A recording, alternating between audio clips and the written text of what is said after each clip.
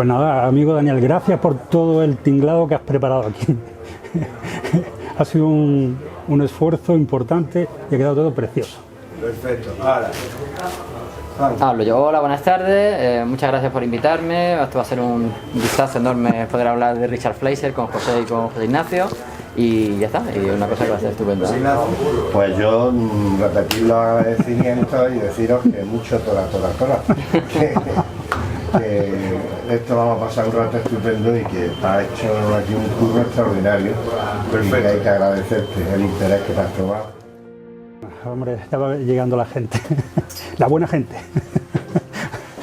Bueno, pues empezamos si queréis, pausadamente. Venga, pues ya está, tal y como acordamos, ¿no? Sí, más adelante. Pues bienvenidos, muchas gracias por venir en esta maravillosa tarde de lluvia. Yo creo que hace 8 años que no hemos oído un trueno y ha sido una maravilla volver a escucharlo. Y yo en principio pues darle las gracias a Daniel, a la librería El Tiempo Perdido por habernos ofrecido esta oportunidad de presentar el libro de José Abad. Y a mí personalmente por brindarme la satisfacción, el placer de volver a caminar con dos amigos, con José y con Juan de Dios, y volver a hablar de lo que nos gusta, del cine, y de una forma espontánea. Además invito al público que en un momento determinado, si queréis participar, que esto se haga, ¿no?, lo más amplio y rico posible, ¿no? Yo de José Abad, todos los conocéis, pero sí voy a resaltar algunas cuestiones. Todos sabéis que es licenciado en Filosofía y Letras, doctor en Filología Italiana. Su tesis versó sobre Maquiavelo y la repercusión en el Siglo de Oro, y que es profesor en la Universidad de Granada en el área de italiano. Además de ser un gran creador, tiene novelas, tiene libros de relatos, pues el ensayo, que es la otra faceta que ha cultivado, pues se divide en dos frentes distintos. Un ensayo plenamente literario, donde habla de los temas que realmente él imparte dentro de la docencia universitaria, Maquiavelo, la literatura italiana. También tiene una faceta de traductor, y de traductor del italiano. Y luego hay otra faceta interesantísima, que es la faceta de crítico y ensayista cinematográfico. Se ha centrado en algunos aspectos del cine de terror, especialmente en la imagen del vampiro, textos como El vampiro en el espejo, Drácula, la realidad y el deseo, y un autor a veces tan olvidado y tan digno de ser rescatado dentro del mundo del género de terror como el Mario Bava. Dentro de la colección extra de cátedra, de la colección Signo e Imagen y Cineasta, pues ha publicado ya una monografía sobre Christopher Nolan y otra sobre George Lucas. Y ahora presentamos el libro de Richard Fleischer, como todos vosotros sabéis. Voy a empezar diciendo 4 cosas sobre el libro. En principio, una obviedad o una perogrullada. El libro está muy bien escrito. ¿Por qué? Y eso es lo que voy a razonar. Primero, porque tiene un estilo suelto, cercano, casi periodístico, y es claro, tiene una claridad apabullante. Y yo eso lo valoro cada vez más. Cuando me encuentro con libros de cine o de literatura, ensayos, y se piensa que la oscuridad es sinónimo de profundidad, cuando la oscuridad sencillamente es la ausencia de luz, pues yo lo valoro, la claridad. Y aquí hay claridad y sobre todo hay ideas, muchas ideas, sobre el tema que trata. Otro de los aspectos que me hace ver que es un libro magníficamente bien escrito es cómo cuenta las películas, cuenta lo esencial de las películas y resaltando los momentos, las escenas o las secuencias puntuales. Y también otra cuestión que he hecho mucho en falta, y lo hemos hablado algunas veces, los amigos que estamos aquí, bueno, aquí estamos cinéfilos y estamos cinéfagos, o sea, me vaya a permitir que ya tutee y que no esté yo con el de ustedes. Y la puesta en escena, es decir, que habla de una película y te está hablando de la puesta en escena. Tú estás leyendo sobre cine y te está enseñando a ver cine. Es una cosa fundamental en este libro. Y luego la estructura que tiene, cómo distribuye perfectamente toda la trayectoria de Fleischer en bloques cronológicos desde el principio hasta el final. Y con esto quiero decir desde los inicios, los momentos culminantes de la trayectoria de Fleischer, e incluso no obvia, no resalta, no orilla los momentos flojos de este cineasta, las películas poco logradas. Quiero decir con esto que él no sacraliza al director que estudia, nos lo presenta tal y como, con sus luces, con sus sombras, ¿no? Yo creo que eso es un gran acierto y además también es de una gran honestidad por parte de Abad. Y otra cuestión que me ha llamado mucho la atención, que he disfrutado mucho, es cómo a raíz de todas las películas que va comentando de Richard Fleischer, también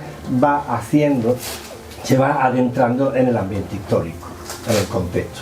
Las productoras, los momentos, el paso de las mayores, luego al nuevo Hollywood, etcétera, etcétera. Todo eso lo vamos viendo a través de la trayectoria de...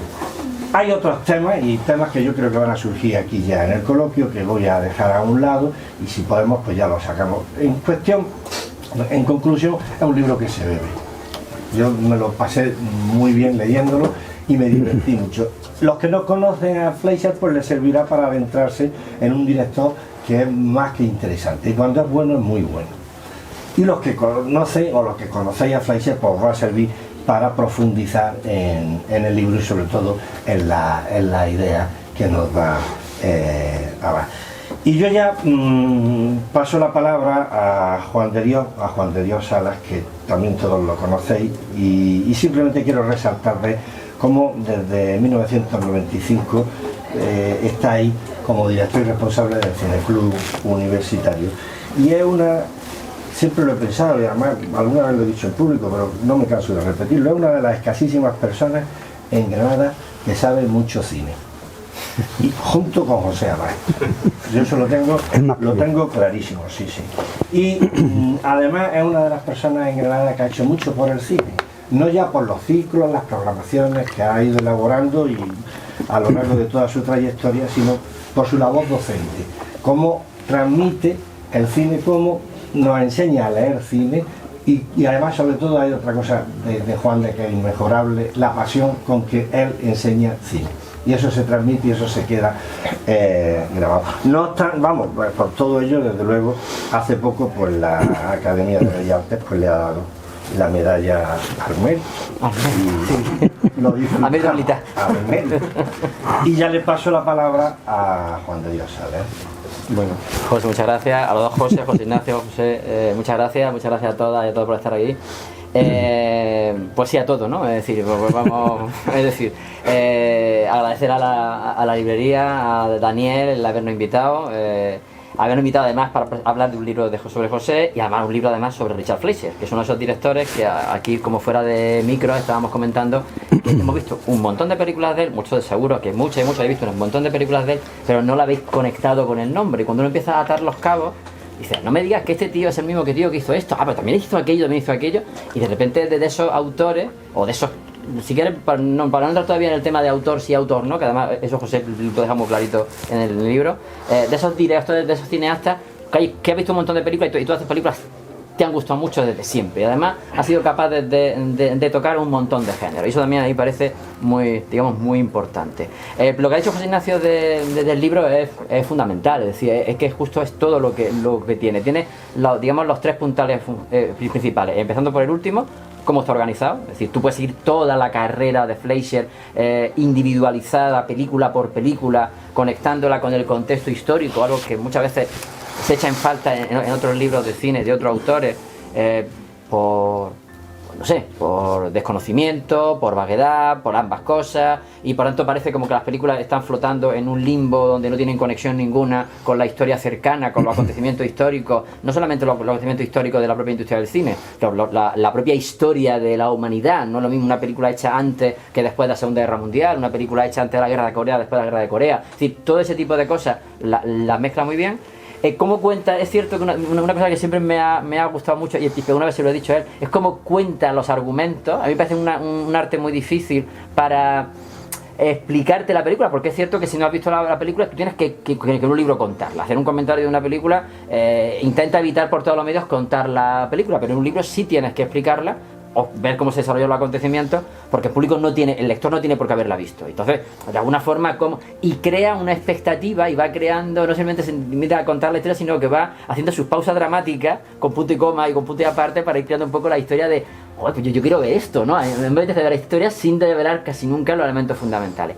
Y la que me parece fundamental y básica, y que es cierto que hemos comentado muchas veces, que es que habla de puesta en escena. Es decir, el cine no es el guión, no es contar solamente el guión. De hecho, él tiene una frase aquí recogida que esta mañana me he permitido citar a los compañeros que estaban en el taller de cine, una frase de Nicholas Ray, que decía que si todo estuviera en el guión, ¿para qué puñeta se hace la película? Pues ya está. Más fácil no puede estar. Si todo estuviera condensado en el guión de una película, nadie las filmaría, ni nadie las rodaría, ni nadie tomaría el trabajo de montarla. Por tanto, el guión es solamente un punto de partida. Un punto de partida muy necesario, puesto que evidentemente uno de los problemas que tiene Fleischer, o que debe que superar a ocasiones, es que parte de materiales de guiones que no son lo suficientemente buenos y tienes que hacer encajes de bolillos para que salga una buena película. Cuando no los tuvo, y eso ocurre sobre todo al final de su carrera, pues no hay forma humana ya de sacarlo para adelante, pero hay una puesta en escena, y Fleischer es un director que tiene una puesta en escena muy interesante, muy interesante, y muchas de sus películas se recuerdan, y de hecho los fragmentos que traemos para que se puedan ver son fragmentos en los cuales la puesta en escena es fundamental. Cómo ha tomado la decisión de que esa manera de contar ese instante, ese diálogo, esa escena concreta, o cómo resolver ese plano visualmente, sea la manera. No creo justamente quién era, si era Ford o era Hawks, que decía hay solamente una manera de poner la cámara para contar algo. No es cierto, hay dos, pero ya está. No hay 200 maneras. En este caso hay una magistral, una muy buena, y el resto son buenas, regulares, para haberte matado, etcétera, etcétera, ¿no? Entonces, eso es muy importante, y este director sí que lo hace. Cuando consigue llegar a ese punto concreto, sí que lo hace muy bien, ¿no? Pero luego hay una cosa que me parece muy interesante, y es el por qué, y eso yo creo que él lo va a explicar, él que debe de explicarlo, como alcalde vuestro, que os debe dar una explicación, os la debe, de por qué haber elegido entre todos los directores de la historia del cine, haber elegido, bueno, pues primero, pues Nolan sí, porque le gusta y porque además es un director que está de moda. Lucas, bueno, pues también pues forma parte de toda una generación que hemos aprendido a ver cine, y muchas veces a decir, Lucas, te voy a haber metido la mano donde yo sé, ¿eh? En fin, ese tipo de cosas. Pero ¿por qué Fleischer, no? Y hay un momento entonces, justo en la introducción, que os quiero leer, si me permitís, que yo creo que plantea un poco las reglas de juego, ¿no? Esta es la página 24, dice así: en fin, hay razones suficientes para consagrar un estudio a Richard Fleischer y circunstancias añadidas para hacerse sin tardanza. Su nombre aparece continuamente aquí y allá a lo largo de la historia del cine, pero encabeza muy pocos ensayos o monografías. Cita a continuación las que se han publicado en España. Dice, fuera de España la situación es parecida. En Francia o en Italia puede encontrarse algún breve acercamiento a su obra, poco más, nada más. Este silencio clama al cielo. Estamos hablando del firmante de títulos admirables como, y esto es lo que pone los pelos de punta, The Narrow Margin, 20.000 leguas de viaje submarino, Los Vikingos, Impulso Criminal, Barrabás, El Estrangulador de Boston, El Estrangulador de Linton Place, Fuga sin fin, Los Nuevos Centuriones, puntos suspensivos. Cineastas con menos logros pueden presumir de bibliografías más abultadas. Eso es hora de hacerle justicia. Caballero, haga justicia. Yo creo que habría que dejarlo aquí. Porque todo puede ser que estropee lo que han dicho ellos. Muchísimas gracias por vuestras palabras, a José Ignacio, a Juan de Dios.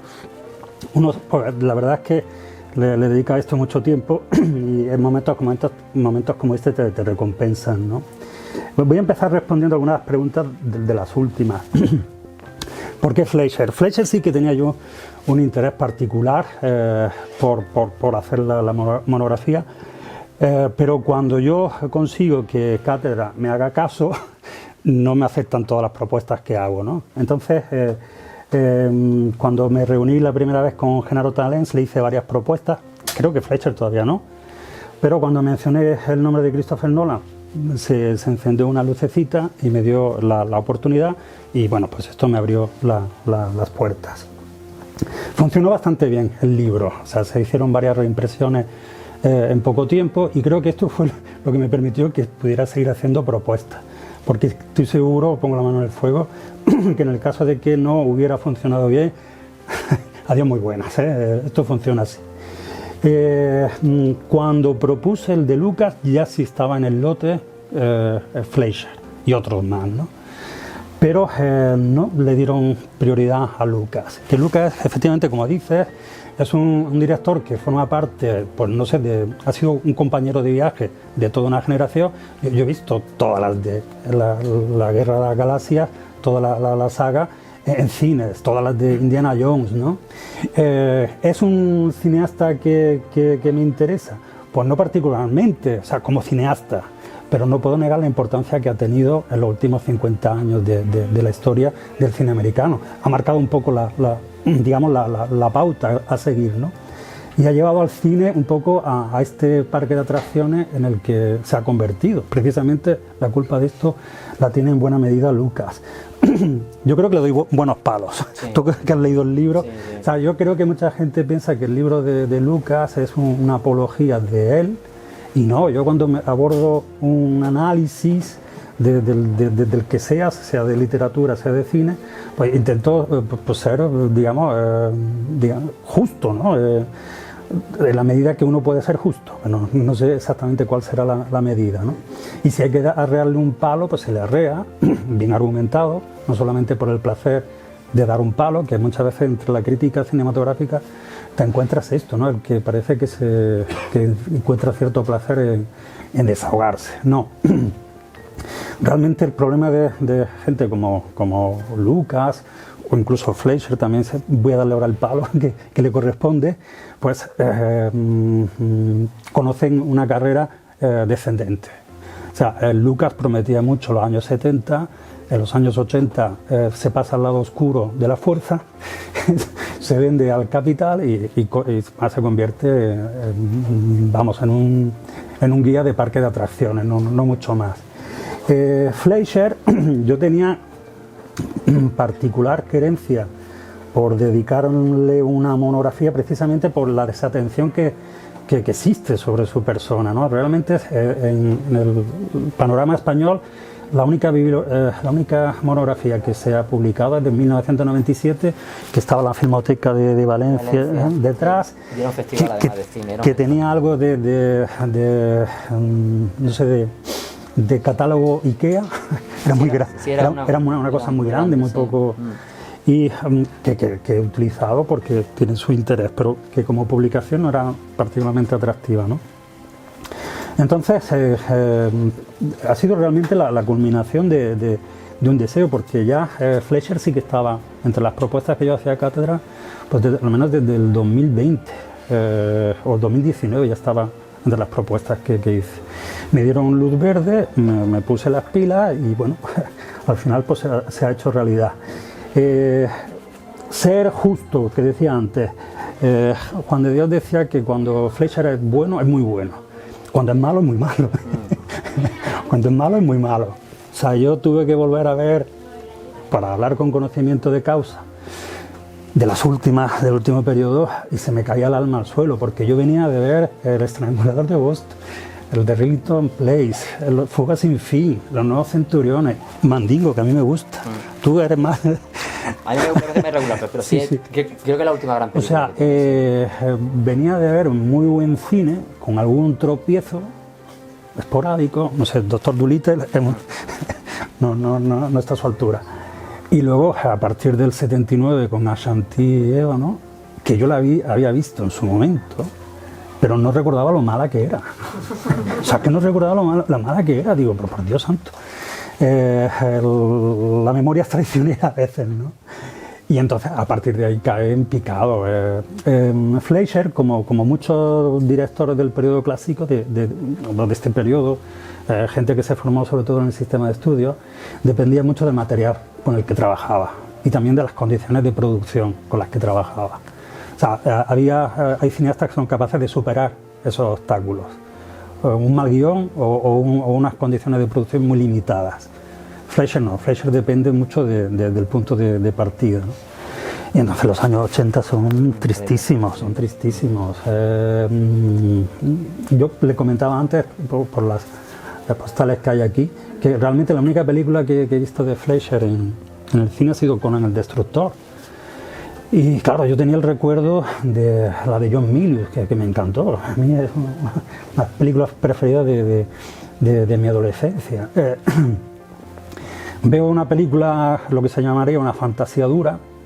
Fernando Savater, en el libro este de la infancia recuperada, hace una distinción entre fantasía dura, la que, no sé, es muy consecuente con las propuestas que hace, y la fantasía blanda, ¿no? La que dora la píldora para que sea más digerible, ¿no? A la manera de Mary Poppins, ¿no? Cuando yo me encontraba de una película como la de Milius, potente, saber que la dirigía Fleischer, que yo tenía presente, ahora hablaré también de algún recuerdo de infancia, o sea, tenía yo presente Los Vikingos, digo, Fleischer se la va a abordar. Qué decepción, a mis 17, 18 años, ¿no? O sea, era una cosa para toda la familia, cuando había material para que se hiciera algo para adultos, no era una cosa muy infantil. Entonces podíamos dar pie al recuerdo de cuándo me fijé yo en Fleischer. Pues fíjate, me he documentado, ¿eh?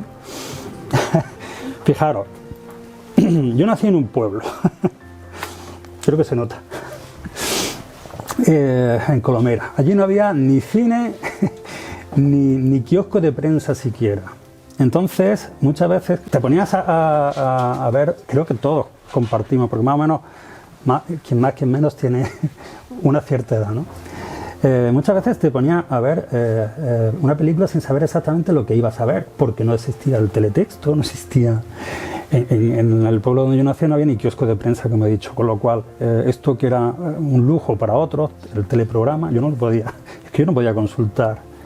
A veces pues te guiabas por programas que anunciaban la programación de la semana siguiente. Entonces, lo he consultado, el 23 de diciembre de 1979, en el programa 625 líneas, anunciaban el sábado cine de la semana siguiente, el 29, la película que echaría el 29 de diciembre, y echaron esta escena. Ahora ya vamos a ver un poco de buen cine y yo descanso la voz.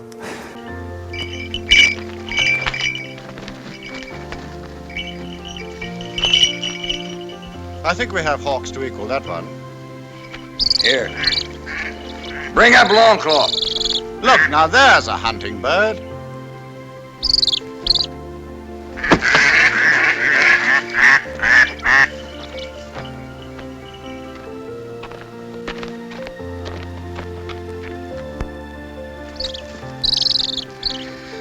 You again.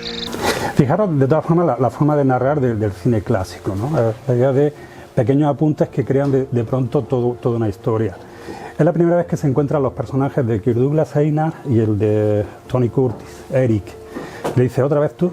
O sea, hay una rivalidad que viene o unos desencuentros que vienen de antiguo, ¿no? Entonces, saber colocar en un momento dado esa frase reveladora que permite construir una relación que no hemos visto todavía, ¿no? Eso explicaría también la tensión que existe ya entre ellos. I found her frozen to a tree. Where'd you steal it? Sandpiper was with me when I found her. Perfect witness. Deaf and dumb. Perhaps you'd like your own tongue cut out, and you tell no more lies. I'm not a liar. Is this the way slaves talk to Vikings?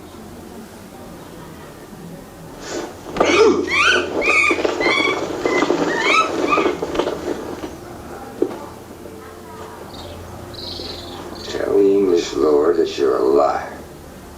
Kill.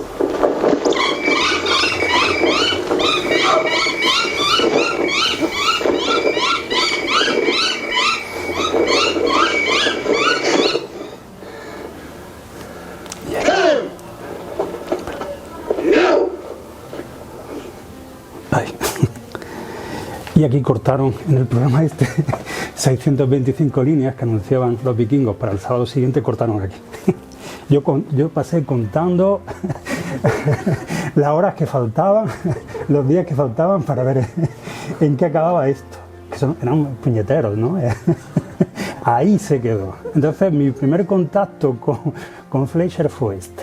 Entonces, obligatoriamente yo tenía que utilizar esa imagen aquí, ¿no? Aparte también de la gran tradición que existe en el cine del ojo herido, ¿no? El ojo pensemos en el caso de Luis Buñuel, ¿no? Aquí estamos en el relato de aventuras, pero otro ojo herido como el de un perro andaluz, ¿no?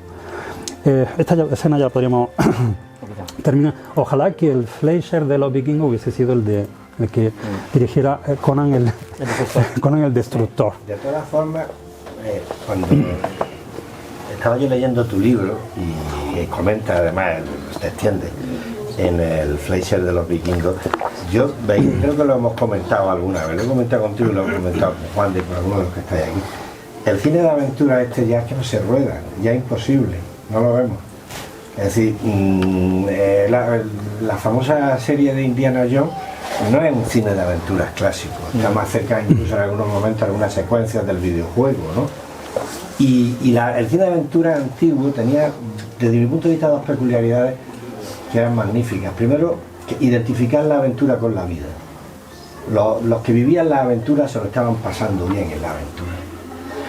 Y otra característica era que esa aventura que se identifica con la vida, que parecía un juego en algunos momentos, luego terminaba en tragedia.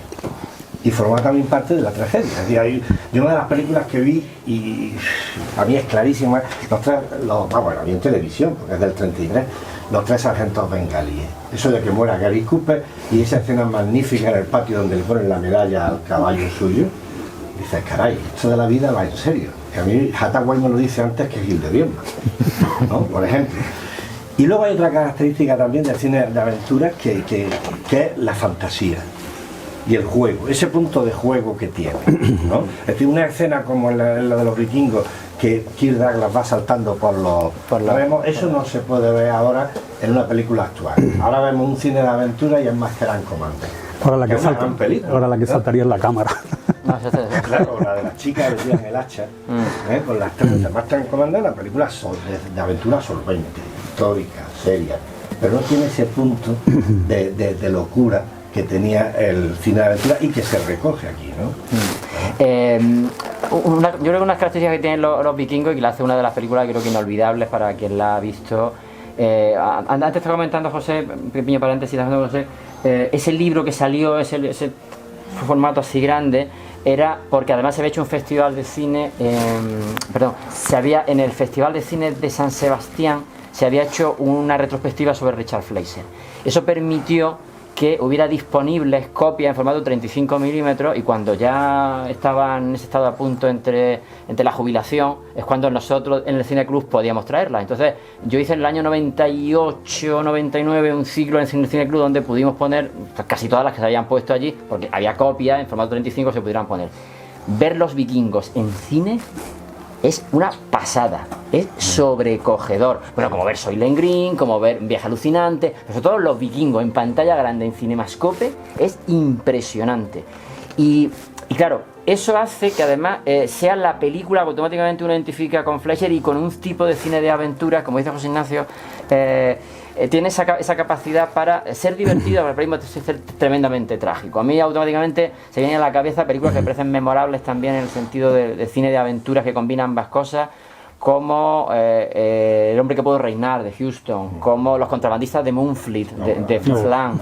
Además, curiosamente, la dos está filmada en Cinemascope también, como esta. Y luego esta película ha sido, y para mí sigue quedando como la quinta esencia de la película, de todas las posibles fugas, y hay por ahí un libro maravilloso de José María La Torre que se llama La vuelta al mundo en 80 aventuras, ¿no? en la que de alguna forma recorre y coge películas significativas del cine de aventura dentro del subgénero o de la subparte vikingo. No hay ninguna película mejor que esta, no se ha hecho nunca, pero es que tampoco se ha hecho luego, más tarde. A lo sumo, y como curiosidad, y me imagino que la recordáis, seguramente aquí también hay algunos que lo recordáis, Jack Cardiff, por cierto, director de fotografía de esta, dirige escasamente un par de años más tarde, y siguiendo un poco el éxito, Los Invasores, que es una película de aventuras con Richard Widmark y con Sidney Poitier. Si cito La campana de oro, automáticamente nos acordamos de eso. La leyenda de una campana de oro que los vikingos tienen que encontrar en un país árabe y vivan allí. Esa es un poco. No, es de Jack Cardiff, el director de fotografía, ¿no? magnífica, absolutamente magnífica, pero claro, a ver, es una especie como de continuación, no es tan brillante, Cardiff no es evidentemente Fleischer, y luego para mí la única continuación que tiene y el único eco que se puede buscar, aparte ya de, bueno, pues de que se hicieron ese año poco también a eso, pues al socaire del éxito, pues película italiana y por ahí.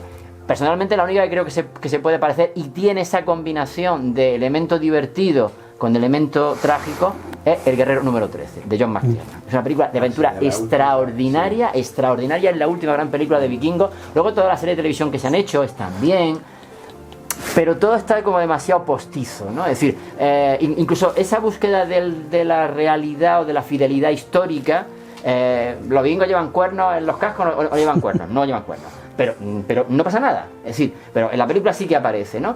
Esa fidelidad histórica que se ve en la serie de televisión no va ligada a la calidad de cómo está contada, aparte de que estéticamente no tiene una narración brillante, utiliza una estética visual que es muy de la época, muy de la época reciente. Por eso los vikingos queda como un hito, pero por un hito por encima dentro del cine de Fleischer, pero dentro del cine de aventura en general. Es que hay pocas películas, ya habéis visto, solamente 2. Y bueno, siendo un poco, digamos, consecuente con eso, que realmente se puedan comparar. El resto es la película de vikingos, por antonomasia. Y eso lo hace un director que nadie conoce. O sea, o que nadie conoce, o que no sabes cómo se llama. Que no te fijas cómo se llama. Fíjate, la película de vikingos también tiene una característica que tú la resaltas mucho del cine de Fleischer, y es que siempre son películas que van a la saga de otras, porque él juega dentro de la política de estudio. Y no hay que olvidar que antes estaba El Príncipe Valiente. Claro, sí. Y los vikingos tienen mucho de la imaginería de Foster, el diseñador.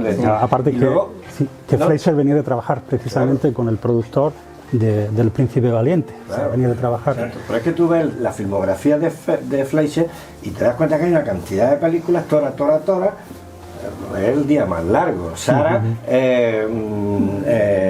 la película esta que hizo Karel Rey, Isadora, ¿no? Entonces te encuentras siempre, porque claro, estás trabajando en el estudio y dices, oye, que esta película ha tenido éxito, venga, haz tú esta. Y sin embargo le sale y tiene momentos de puesta en escena a los vikingos. Yo resaltaría y ya el momento de la muerte de Ernest Borgnine, cuando Ernest Borgnine va al pozo de los lobos, ¿no? Y cómo mediante un montaje paralelo no vemos a los lobos, los perros comiéndose, pero a Ernest Borgnine, pero sí vemos a todos los ingleses que son las auténticas fieras que están mirando a Ernest Borgnine. Y entre esas fieras, por supuesto, está Franklin, que es uno de los grandes malos de toda la historia del cine. De estos secundarios como Henry Silva, que están ahí en un rinconcito y luego hacen unos papeles extraordinarios. Francine era pues el Pilatos de Ben-Hur, o el Herodes de Rey de Reyes, y además hasta salen más 3, creo recordar, ¿no?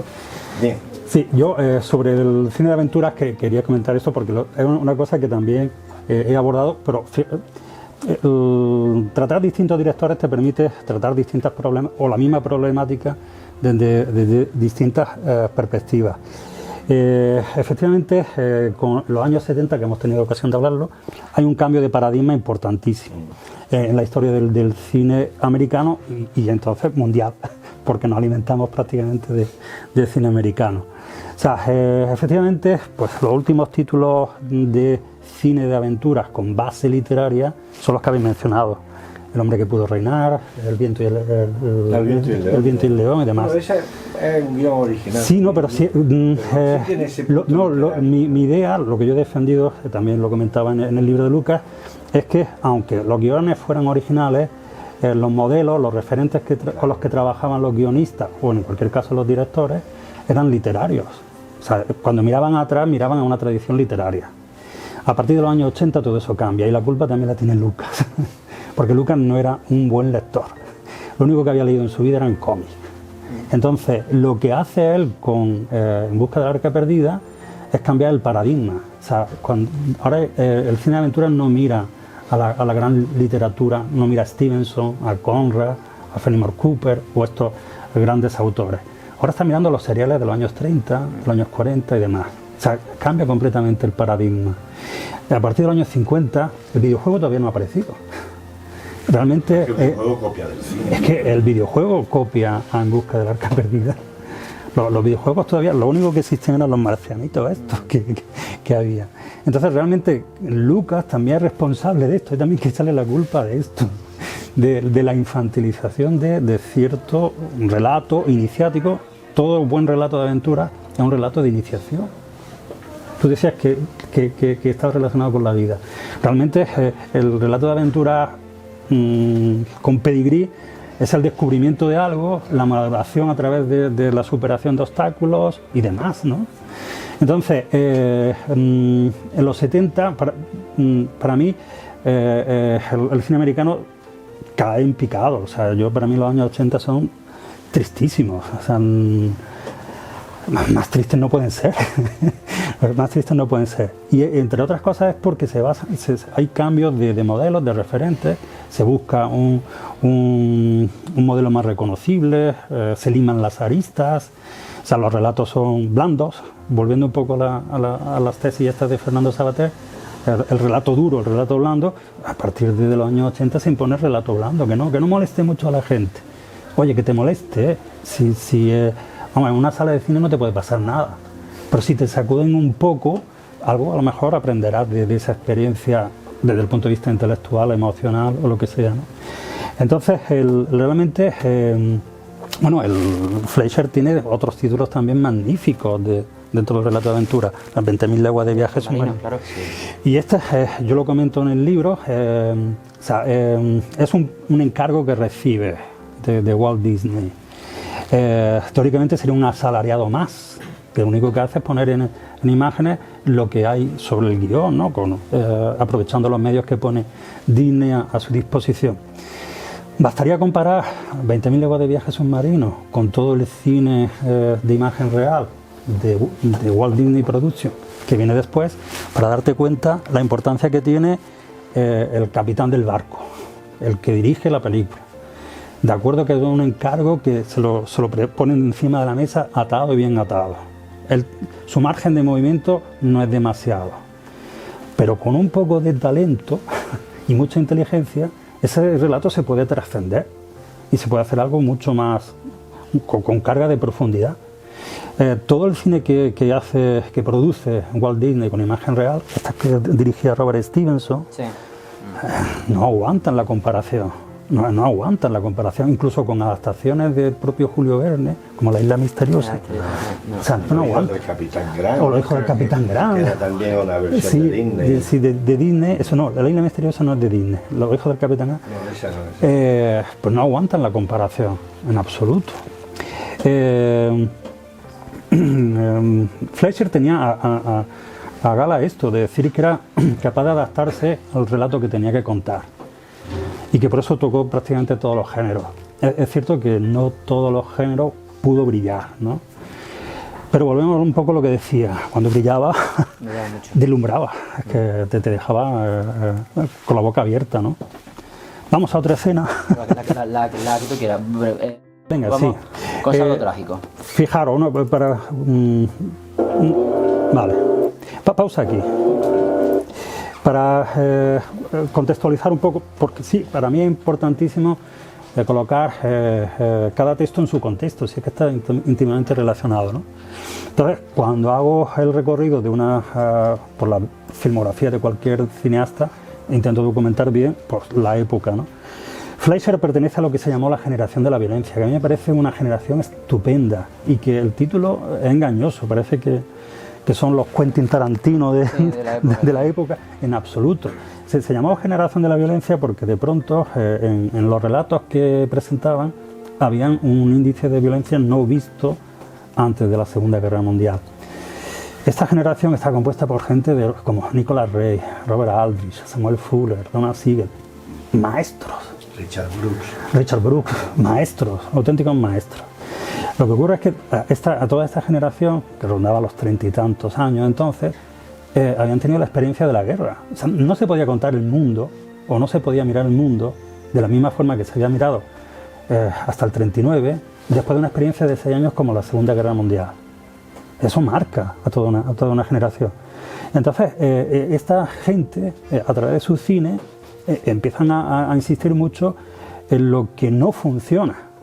Y no se sirven de recursos elípticos, que hasta entonces era también un poco la estrategia que tenían muchos cineastas para tratar el tema de la violencia. No, la tratan frontalmente con todo el realismo que se puede usar en aquel periodo, que no era excesivo, porque también estaba el código Hays que decía, no te pases de ahí, ¿no? O sea, por ejemplo, hoy nos puede resultar poca cosa, pero el plano de Kirk Douglas tapándose el ojo y todo ensangrentado, eso causó sensación en su época, en el 58. Eso causó sensación. Ahora, claro, viendo lo que hemos visto de allí para acá, pues casi es nada. Fijaros este detalle de cómo trataba la violencia Fleischer en otro de sus mejores thrillers, Sábado Trágico.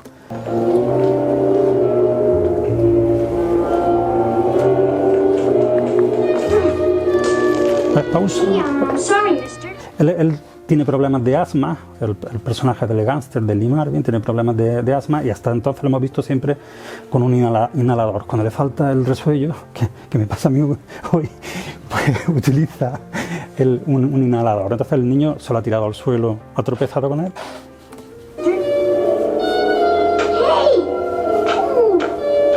Ese gesto no se había visto antes. Ese placer con el que le pisa la mano, ese gesto gratuito, eso no se había visto hasta entonces.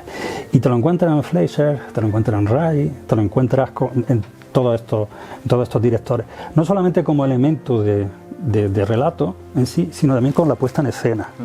Porque de pronto el modelo clásico se basaba prácticamente en la invisibilidad de la cámara. La cámara no se tenía que notar.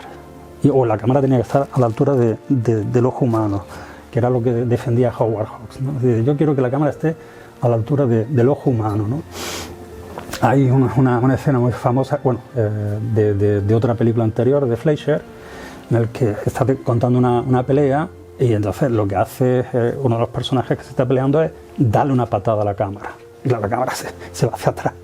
O sea, de pronto la cámara deja de ser invisible, está ahí, le da una patada. Y hemos visto el movimiento en la cámara, de la cámara al retroceder, ¿no? al echarse hacia atrás. A mí me gusta particularmente prácticamente todos los cineastas de esta generación, precisamente porque de pronto empiezan a erosionar el modelo clásico. Esa idea de invisibilidad, de ecuanimidad, de esa exquisitez del modelo clásico lo dinamitan. Pero lo hacen con buen gusto. No es sencillamente destruir por destruir, es poner en cuestión, es poner entre comillas. Yo lo he comentado con vosotros, esta secuencia, yo esta película hace años, décadas antes de la Guerra Civil, no la había visto. Y yo la vi, y recuerdo perfectamente dónde la vi en el Cine Central, que ya no existe, en el CID, al final del CID. Y yo no me acuerdo de ella, de nada. Y cuando me dijo Juan, o me lo dijiste tú, que la escena que habíais seleccionado era esta, digo, claro, si es que es lo único que me acuerdo yo de la película. Y es como José ha apuntado, hay planos que se salen de la pantalla y se instalan perfectamente o bien en el inconsciente colectivo, bueno, voy a romper una lanza por Lucas, el plano que abre la Guerra de las Galaxias, al principio la nave, ¿no? Que la copia Lucas de 2001, es decir, que tampoco eso está en 2001, ese plano. O están dentro del inconsciente individual de cada persona. Y yo en Los Vikingos he recordado la escena de los lobos y de las caras de fieras que tenían los ingleses, pues a mí eso se me quedó grabado. Lo mismo que esta, pero es que además esta tiene un plano, en la presencia de Lee Marvin, esa pinta chulesca que lo daba el actor. Hay un plano, el primer plano de él, que a mí me recuerda mucho el plano de Liberty Balance, que es uno de los planos más raros de Ford. Ford nunca odia a ninguno de sus personajes, nunca maltrata a un personaje. Bueno, incluso al banquero de la diligencia, que es bastante antipático. El único plano que tú ves mostrando un personaje odioso es el plano de Liberty Balance azotando a alguien a James Stewart, justamente. Y este plano, y además ese gesto tan típico de Lee Marvin, que además le da una talla de actor, de gran actor, que sabe componer un personaje, esa cara caída de chulo, niño de mierda. Sí, esa escena es al principio de del hombre que mató a Liberty Balance. Al principio, la diligencia. Y descubre que James Stewart es abogado y dice, te voy a enseñar yo la ley. Claro. Te voy a enseñar la ley del oeste, le dice, te voy a enseñar la ley del oeste. Y aquí es donde hacía planos y papeles de villano, luego Lee Marvin ha salido, vamos, estas presencias de impacto, ¿no? Lo interesante es que además eso que comentaba él, esa generación también marca, o ese hecho histórico que es fundamental de la Segunda Guerra Mundial, marca también a los clásicos, es decir, el cine de Ford o de Wyler o de Hawks no es el mismo después de la Segunda Guerra Mundial. De hecho, esta película, uno de los elementos que tiene es el tema del pacifismo, ¿no? Es decir, es la primera película de que yo recuerde que aparecen los Amish, que después se vuelven a aparecer en la magnífica... ¿no? Hacía de esta, ¿no? En la Mornay, simplemente del padre de una familia a los que estos secuestran para poder hacer un robo que tienen que cometer, ¿no? Además, esto es un thriller de estos contados en 90 y pocos minutos, magníficamente diseñado, no les falta ni le sobran ni un segundo. Además muestra una ciudad con unas corruptelas internas, hay un mirón que está espiando a la vecina, hay una señora que se lleva un dinero del banco sin que se den cuenta. Es decir, el retrato que hace de la sociedad no es mucho mejor, lo que pasa es que no utiliza la violencia física como utilizan los ladrones que el contexto en el que están ellos, ¿no?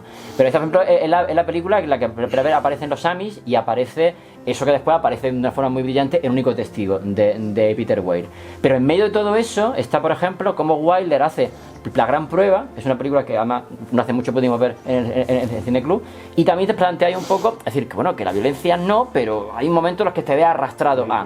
Y eso es lo que, y justamente tú estabas recordando un fragmento, yo recuerdo de esta película sobre todo el final, la parte final, el enfrentamiento final en la casa, donde los gángsters se parapetan en un coche y van empujando el coche hacia un granero, y lo que ocurre en ese granero, que evidentemente no voy a contar, es magnífico, absolutamente magnífico, y de repente rompe con toda la expectativa de lo que es, bueno, haya paz. No puede haber paz. Si no puede haber paz porque está en una situación que esa sociedad ya no se plantea de esa manera, ¿no? Y estos directores lo hacen muy bien, y Fleischer aquí lo hace muy bien. Lo que pasa es que también, y eso lo debe comentar José ahora, esto no nace tampoco de la nada. Fleischer tiene una trayectoria en blanco y negro de una serie de thriller, a cada cual más brillante. Hemos citado uno de Narrow Margin, Testigo accidental. Testigo accidental es como se tradujo, ¿no? Sí, luego hubo una versión. Después hay un remake de Peter Hyde. No, a mí me gusta. No está mal, es una película del año 80 que no está mal. Está bien, con Jane Hammond. Sí. Y entonces tiene una serie de thriller muy cortitos, 70-80 minutos en blanco y negro, que son los que preparan un poco el camino para este deslumbramiento en Cinemascope, en color, y hacer un thriller tremendamente poderoso. Y muchas veces se olvida, cuando se habla de grandes directores de cine negro, grandes directores de thriller, Fleischer tampoco se suele citar entre los más habituales. Robert Siodmak, por supuesto John Huston, hasta se cita gente tan Edward Dmytryk, Jacques Tourneur. Pero curiosamente nadie se acuerda de que uno de los mejores thrillers que hay en estos años, Asalto al furgón blindado, Sígueme si puedes o Atrápame si puedes, que ya existe una película anterior con ese título muy original, muy curiosa. Es decir, todo eso ya estaba hecho, y Fleischer era el director de eso en pequeño formato de esos 70-80 minutos magníficamente contados. Sí, en Testigo Accidental en concreto se rodó en 2 semanas y con $230.000. O sea, a estos que se dan de grandes cineastas hoy, yo le pondría eso delante. Un plan de trabajo de 2 semanas y un presupuesto de $230.000. Haz una película de esa calidad, a ver si eres capaz. Y no, el aire de serie B que tiene la película. No, pero sí, yo creo que consigue hacernos olvidar que es serie B. Si es que, sí, pero que es de bajo presupuesto, sí, que es serie B. Sí, ¿no? está toda ambientada sin embargo, dentro. La película, evidentemente, es mucho más que la serie B. Claro, está toda ambientada dentro de un tren. Y es la relación que hay entre un agente que tiene que proteger a una testigo y varios que van a cargársela, porque va a declarar contra un capo más. Esa película además tiene un momento, hay un personaje, eso es importante también en Fleischer, el casting. Buscar a una persona gorda, bueno, vamos a decir gruesa, para meterlo en los pasillos del tren, sí, es un acierto. Y cada vez que ese personaje, que era, luego nos enteramos que es otra cosa, va por los pasillos y alguien se tiene que cruzar con él, el problema de tener que moverse, etcétera, y es yo creo que es un acierto de casting y de dirección, ¿no? Y volvemos a ese personaje podía ser otro y buscará otro actor. No, buscan a una persona flamantemente gruesa, ¿no? Y volvemos a la idea de puesta en escena. en el estudio no había esas estrecheces. Pero claro, con la posición de la cámara, las angulaciones que coge, los emplazamientos, realmente es que es irrespirable. Y cada vez que se tiene que cruzar con él, es que no hay manera de... no pueden pasar. No pueden pasar. Entonces, es genial. Yo es que iríamos avanzando. Realmente decíamos que Fleischer tocó todos los géneros, pero donde encontró su género en sí es el thriller, ¿no? Realmente el thriller. O sea, en concreto, sus mejores películas se basan sobre todo en lo del estrangulador de Boston. No, pensaba que querías que viéramos la foto fija, porque en foto fija hay varias, tipo, por ejemplo, Impulso Criminal, que estaría por ahí. Bueno, pues sí, pon el Impulso Criminal, perfecto. Porque precisamente iba a hablar de esto. O sea, él se mueve como pez en el agua con el thriller. Y en concreto consigue 4 de sus mejores películas con relatos sacados de la crónica de sucesos. Quiere decir, guiones originales, pero que más o menos se basaban en hechos concretos, ¿no? Teníamos una producción anterior del 55, que es la muchacha del trapecio rojo, que se basa también en un crimen pasional de principios del siglo XX, y esta sería su segunda película basada en esto, ¿no? En hechos de la crónica negra. Que es un peliculón. Es un peliculón. O sea, está basado en un hecho real que aconteció en Chicago en 1924. No me acuerdo ahora los nombres de los chicos. Sí, era... Leopold y... Sí, Tú lo dices, la versión de la soga. Sí, Leopold y Love. O sea, eran dos niños ricos. Dos niños de buena familia, de 18 y 19 años, con un índice de inteligencia altísimo. Uno de ellos hablaba no sé cuántos idiomas, que deciden asesinar a un vecino de 14 años sencillamente para demostrar que ellos están por encima de eso. Judith Steiner y Artie Strauss. No, pero es que esos son los nombres. Es que, claro, pero ¿cómo se llama en la...? Estará por aquí, estará por aquí. En la ficción, ¿no? Un poquito más para adelante, quizás. No, vamos a estar por aquí. Por aquí tiene que estar el caso de... Lo voy buscando, mientras. O sea, eran, pues esos, mentes brillantes que se habían leído todo Nietzsche y que ponen en práctica por lo que leemos más allá del bien y del mal, ¿no? O ponen en práctica las tesis sobre el superhombre, ese que no tiene que rendir cuentas con nadie. Y es un caso completamente de violencia gratuita. Son Nathan Leopold y Richard Loeb. El caso era Leopold Loeb, que era el caso famoso de la época. No pudo utilizar los nombres reales porque uno de ellos todavía estaba vivo y la productora temió que pudieran tomar medidas contra ellos, ¿no? Por el retrato también negativo que dan. Entonces, bueno, es una obra maestra, es que yo no sé cómo... Es una película de una intensidad extraordinaria. La demostración sobre todo de esto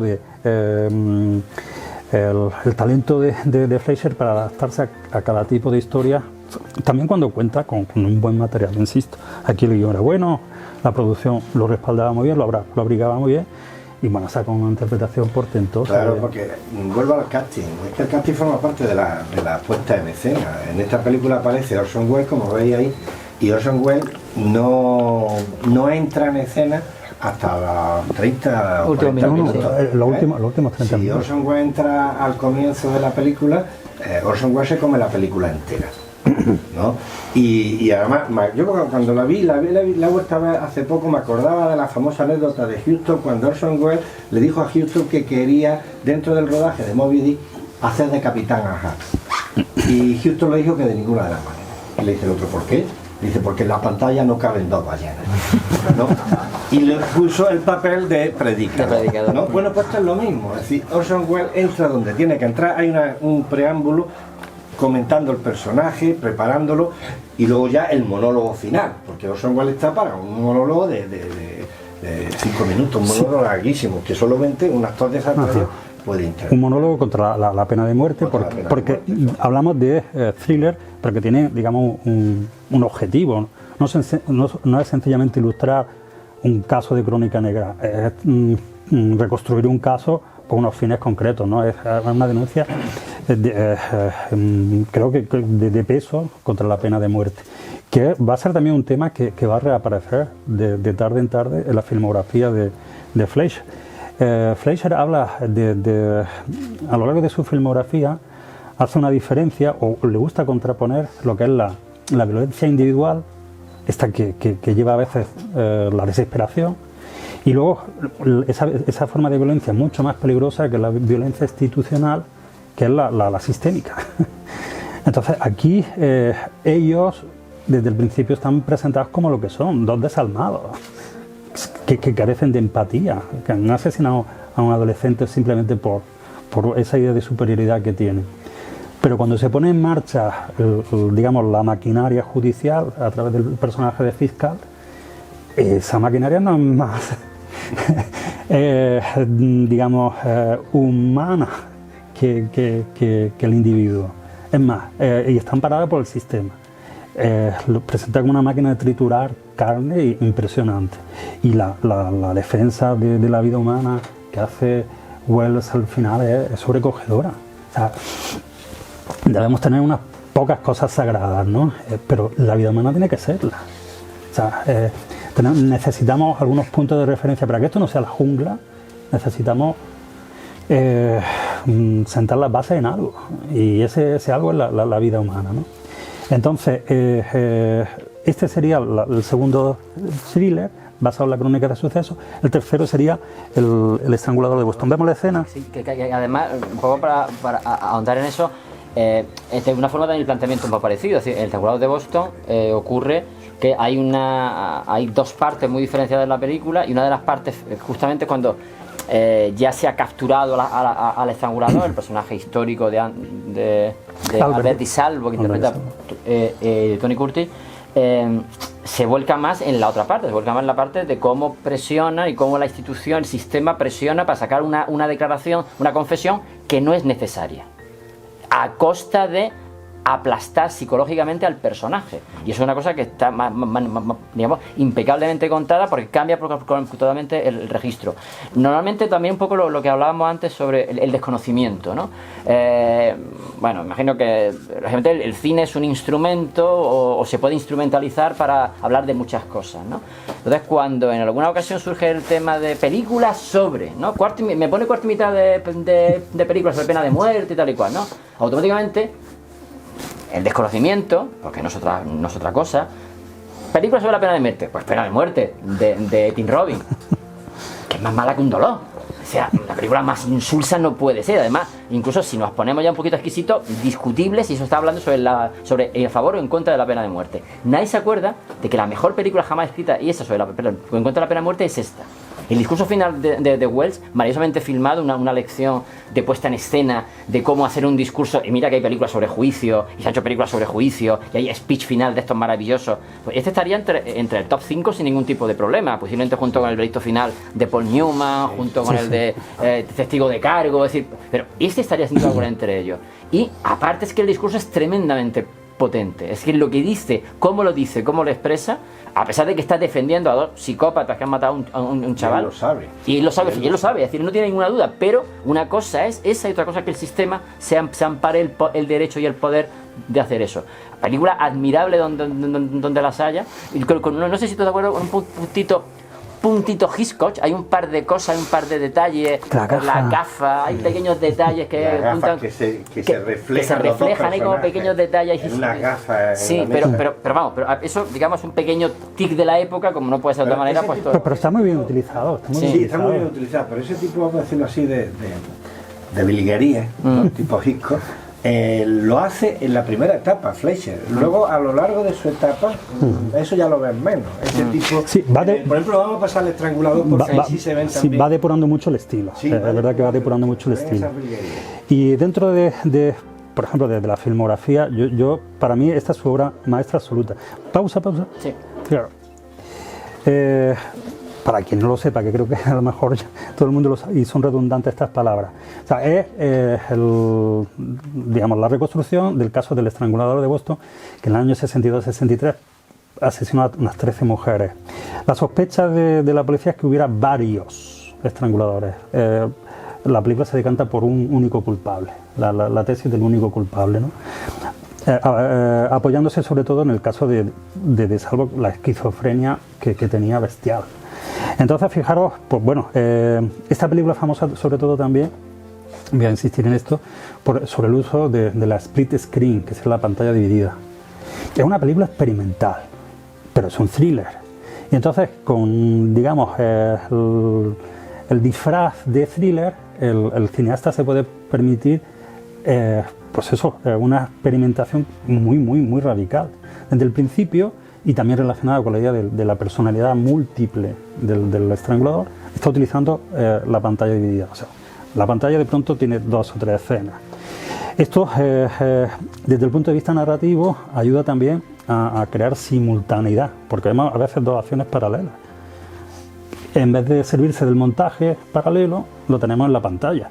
Y bueno, la forma también de presentarlo permite que no sea confuso. A mí esta escena me resulta particularmente brillante, que es la presentación del asesino, porque aparece en el minuto, si no recuerdo mal, en el minuto 57, lleva ya una hora de película, se está hablando todo el tiempo del estrangulador, quién es, se está buscando al estrangulador en prostíbulos, en ambientes gay, porque alguien que hace eso con las mujeres no puede ser una persona normal, no puede ser un hombre, una persona corriente. Entonces, esta es la manera brillante que tiene Fleischer de presentar, de desmontar todas las tesis de la policía, ¿no? Que están buscando a un depredador, a alguien peligrosísimo. ¿Sabes? Durante esa primera hora nos hemos creado la imagen de un monstruo. Y fijaros.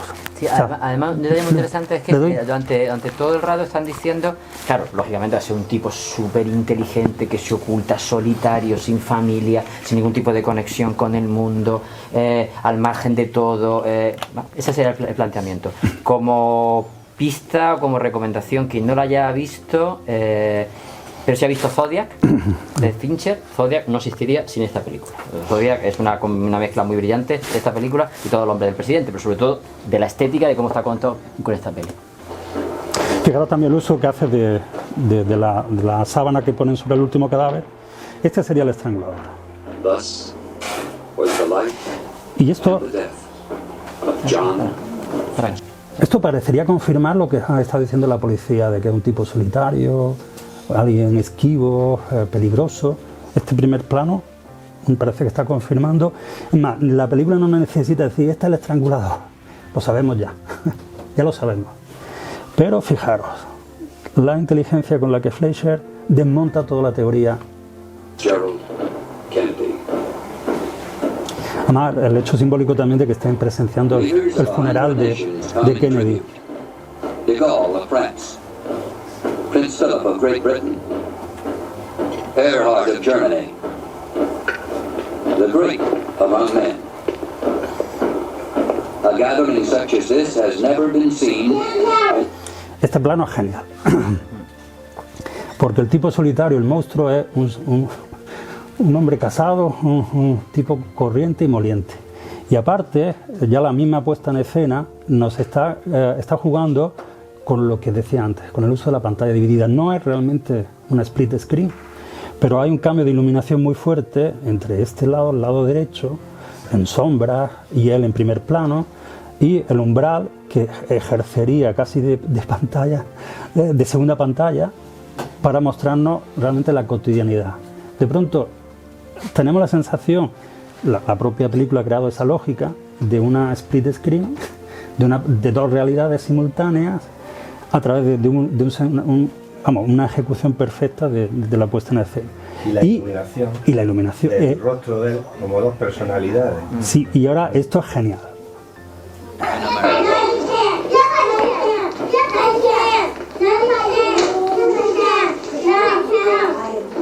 El primer gesto del depredador, del monstruo, va a ser darle un beso a su hija.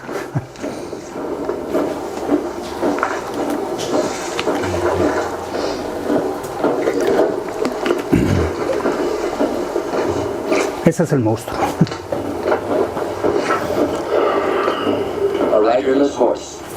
Vemos algo de la pantalla dividida, ¿verdad? Lo pasamos adelante. Bueno, es que esta escena, Juan de, es lo que estás hablando tú, que la cámara se puede poner solamente de una o dos maneras. Y aquí era esta. Exacto, y el movimiento de cámara, que es lo que decía Godard, un traveling es un acto moral, ¿no? Bueno, pues aquí lo vemos perfectamente. Es decir, esta escena no se puede rodar nada más que de esta forma, y la irrupción de los niños en ese silencio que hay, y que no nos lo esperamos. No.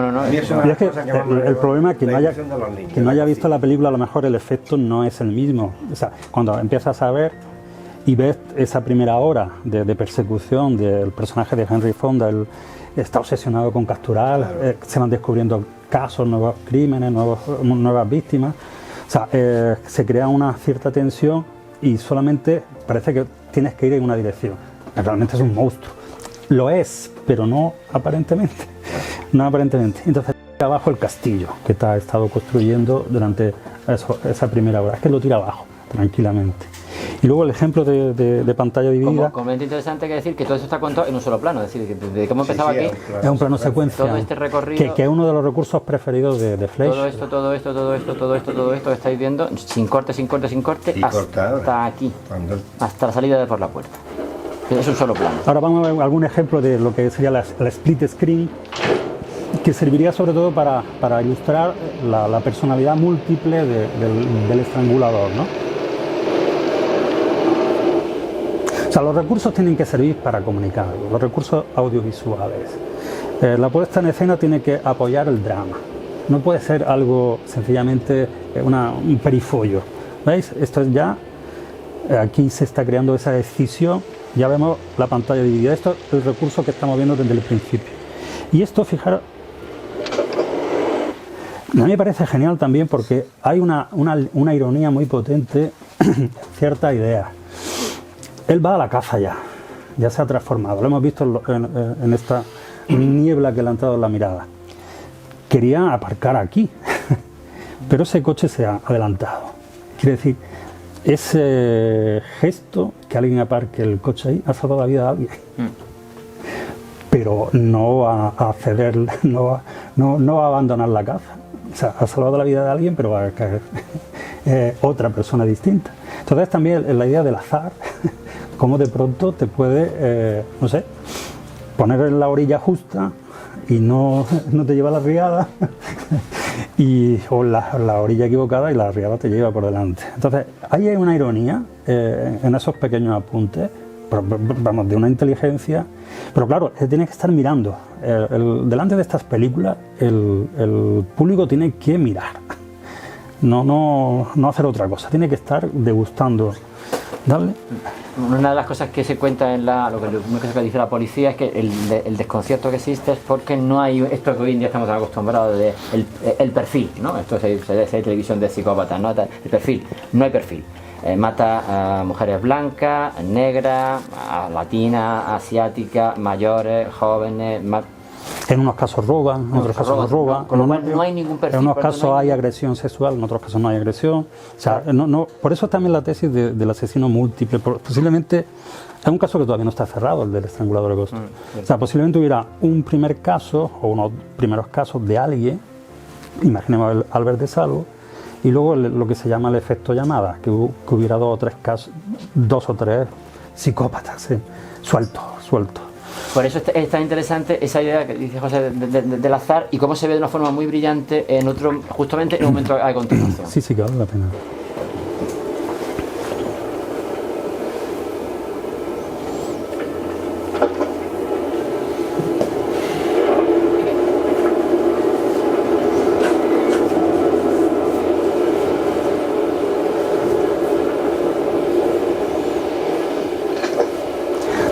Esto, la pantalla múltiple, nos evita un montaje que hubiese sido este momento disperso, hubiese tendido a la dispersión. De pronto tenemos todo el mosaico delante de nosotros. Ese momento, ¿no? En el que de repente vemos una mujer, no sabemos quién es, y una serie de nombres, donde los cuales a partir de ahí vamos a identificar quién va a ser la siguiente víctima. Y el azar, él se va a un portero, va mirando nombres y decide uno. It is a day of national mourning in his own land. Y yo creo que es muy importante es lo que se está escuchando en ese momento, el juego con el sonido en off, con lo que está diciendo el locutor. Fijaos, de repente ese sonido ya no está moviendo la televisión, sin embargo se mantiene. La reflexión que hace la voz en off del señor que está, del locutor que está comentando es el entierro de John Fitzgerald Kennedy. Cómo actúa como complemento lo que está diciendo, lo que va a ocurrir. Un día de luto, no se preguntan razones, no saben por qué.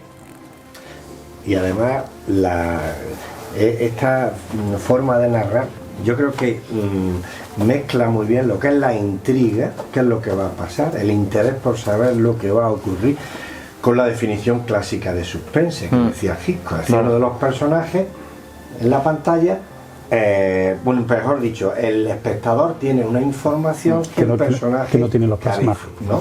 Y eso es lo que crea el suspense. Nosotros tenemos una información hacia la chica esta que ella desconoce y sabemos lo que va a pasar, ¿no? Y es lo When que men around the world wonder how this thing so needless could have happened.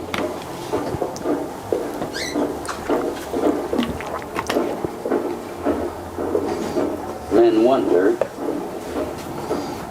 and find no answer. They can only pause in silence to mourn his passing. Right. Yes?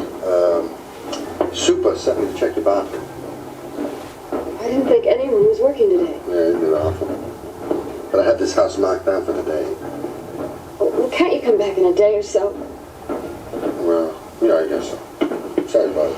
No, wait. I don't want to miss getting the bathroom fixed. fíjate que esta escena la podía haber resuelto con un plano contra plano, perfectamente. Pero no, pero no lo hace. Pero se pierde la magia. O sea, ¿cómo vamos de tiempo? ¿Seguimos? Como tú mandas. Venga, vamos a seguir con... ¿Qué tiempo tenés? Sí, me son las 9:30. Vedla. Quien no la haya visto, que la vea. Merece muchísimo la pena.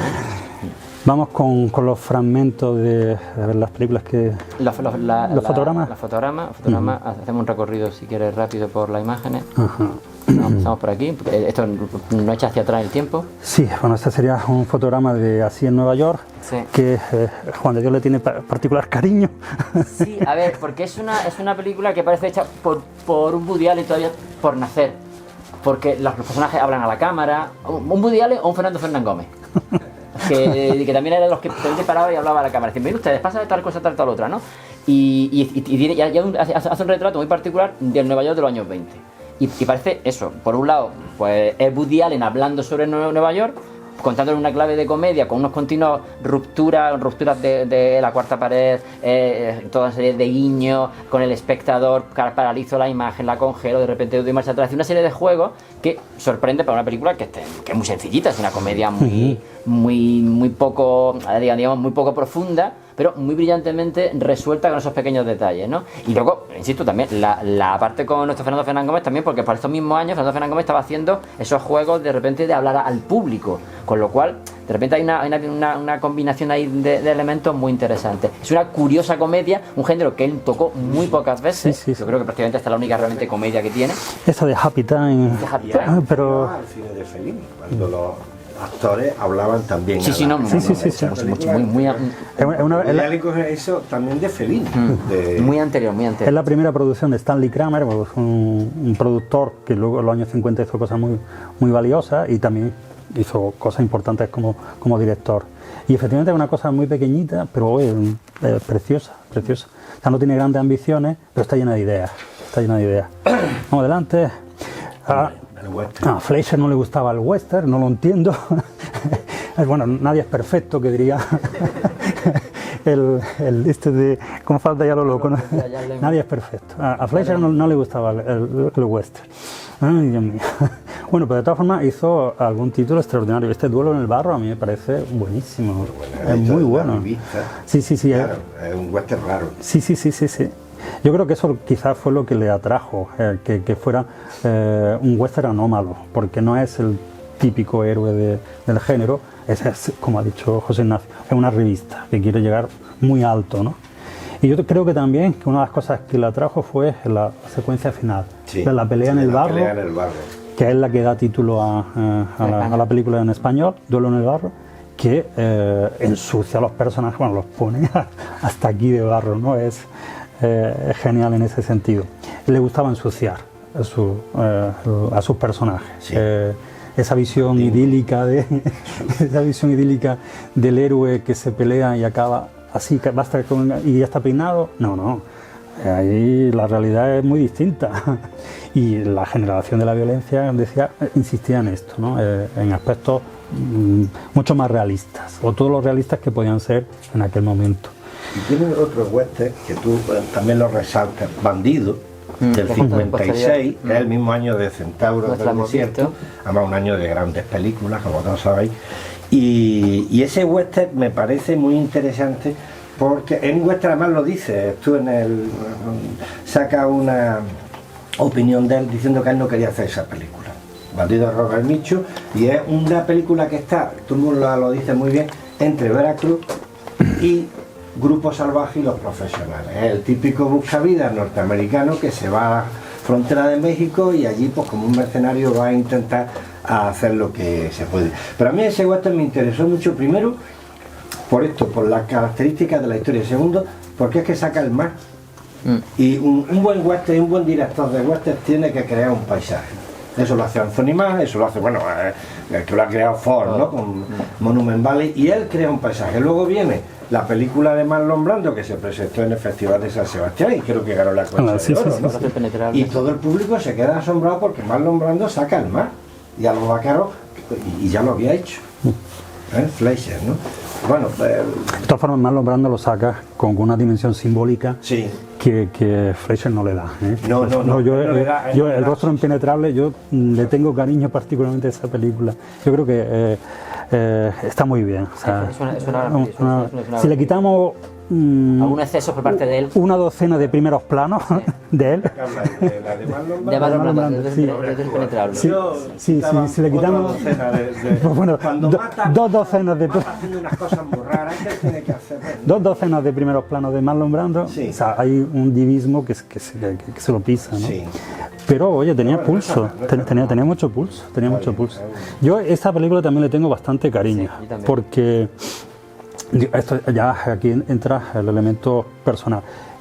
Dio la casualidad que leí la novela de Karl Lagerfeld, el premio Nobel de literatura del 52, y solamente después vi la película. La novela es extraordinaria y es muy interesante por ese acercamiento que hace a esos personajes que tradicionalmente son despreciados por la historia. En este caso Barrabás, el que salvaron en vez de Jesús de Nazaret, ¿no?